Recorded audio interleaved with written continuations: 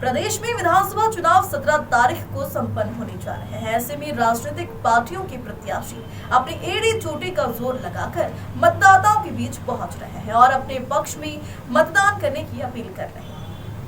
तो वहीं कई राजनीतिक पार्टियों के बागी नेता और स्वतंत्र प्रत्याशी भी चुनावी मैदान में हैं। वे जनता के बीच जाकर अपने पक्ष में मतदान कराने के लिए अपनी पूरी ताकत झोंक रहे हैं, ताकि होने वाले विधानसभा में मतदाताओं के माध्यम से अपनी जीत दर्ज करा सके।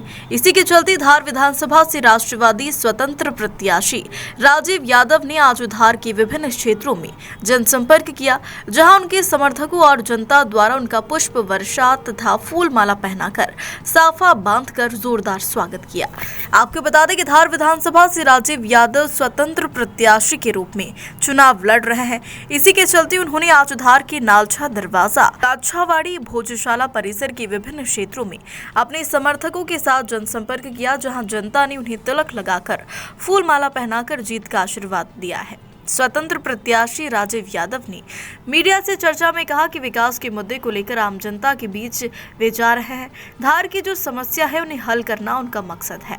साथ ही स्वतंत्र प्रत्याशी ने राजनीतिक पार्टियों पर कटाक्ष करते हुए कहा कि घरेलू महिलाएं धार का विकास नहीं कर सकती है, इसलिए उन्हें चुनाव मैदान में आना पड़ा। किसी भी नेता की बेटा बेटी अगर राजनीति में आते हैं तो देश का विकास नहीं होता है। राष्ट्रवादी स्वतंत्र प्रत्याशी राजीव यादव ने मीडिया से और क्या कुछ कहा, आप ही देखिए यह खास रिपोर्ट। प्रत्याशी क्या योग्यता है इनकी? एक परिवार में कामकाजी महिलाएं, उनको आपने राजनीति में उतार दिया। न वो किसी से मिलती हैं, न किसी से बात करती है, न किसी से कोई संवाद है। धार की प्रगति कैसे होगी? धार का विकास कैसे होगा?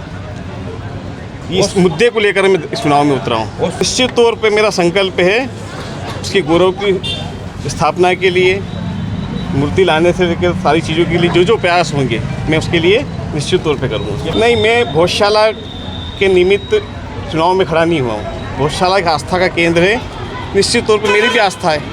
मैं खड़ा हूँ विकास के मुद्दे पर, मैं खड़ा हूँ वंशवाद और परिवारवाद के बदलाव के मुद्दे पर, मैं खड़ा हूँ युवाओं को रोजगार दिलाने के मुद्दे पर, धार में नर्मदे का जल कैसे आए इस मुद्दे पे खड़ा हूँ। भोजशाला के मुद्दे पे मैं नहीं खड़ा हूँ। निश्चित तौर पे मैं सहमत हूँ, कोई राजनेता अपने बेटा बेटी पत्नी को राजनीति में लेकर आए तो धार का भला नहीं कर सकता, न देश का भला कर सकता।